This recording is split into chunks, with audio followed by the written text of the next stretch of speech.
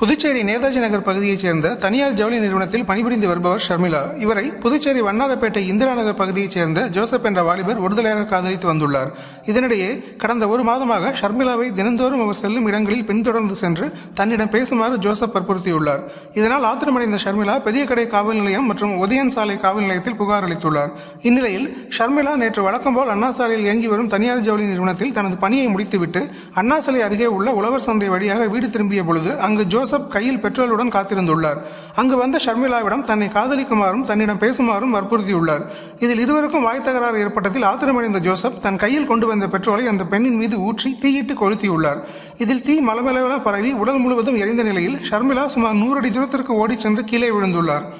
உடல் முழுவதும் எரிந்து 80% தீக்காயங்களுடன் உயிருக்கு போராடிய ஷர்மிளாவை அருகில் இருந்தவர்கள் மீட்டு புதுச்சேரி அரசு மருத்துவமனையில் சிகிச்சைக்காக அனுமதித்தனர்.